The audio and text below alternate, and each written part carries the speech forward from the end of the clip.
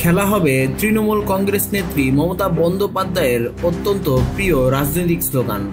আগামী বিধানসভা নির্বাচনে দলের জন্য ২১৫ আসনের লক্ষ্যমাত্রায় সিলমোহর দিয়ে মমতা বলেছেন, আরও জোরে খেলা হবে।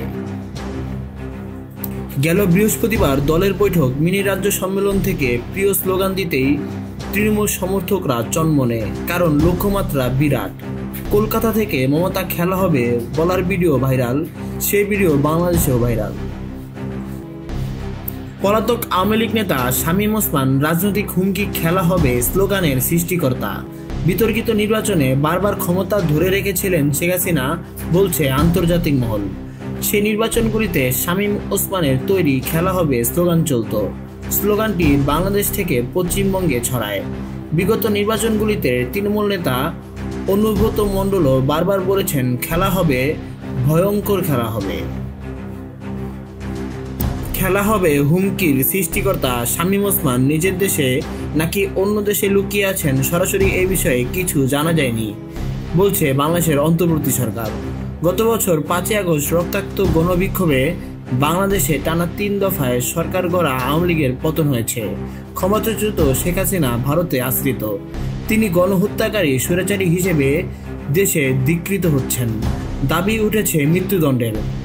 দলের বহু নেতা নেত্রীরা গণহত্যার মামলায় ধৃত ও বিচারাধীন। আর কুখ্যাত শামীম ওসমান নিরুদ্দেশ। শামীম ওসমানের রাজনৈতিক হুমকি খেলা হবে। তিনি নারায়ণগঞ্জে দলীয় সমর্থকদের সভা থেকে বিরোধীদের হুমকি দিয়েছিলেন। ভোটের আগেই ভোটে জিতে যেতেন শামীম ওসমান।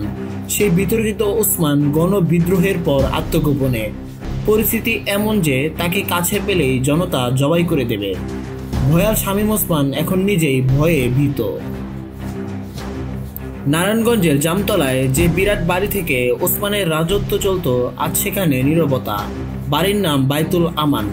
গণবিদ্রোহ দমনে শামীম ওসমানের নির্দেশে সশস্ত্র হামলার ছবি ভাইরাল হয়েছে। সরকার পতনের পর বিক্ষুব্ধ জনতা তার এই বাড়িতে হামলা চালায়, বাড়ি ধ্বংস করে দেয়। কখনো তাকে কলকাতা, আজমির শরীফ, দিল্লিতে দেখা গেছে বলে দাবি উঠেছে, তবে কোনো দাবি নিশ্চিত নয়। উল্লেখ্য, নারায়ণগঞ্জ ৪ আসনের প্রাক্তন সংসদ সদস্য ও তার স্ত্রী এবং 2 সন্তানের দেশ ত্যাগে নিষেধাজ্ঞা দিয়েছে আদালত, তবে তিনি ধরাছোঁয়ার বাইরে।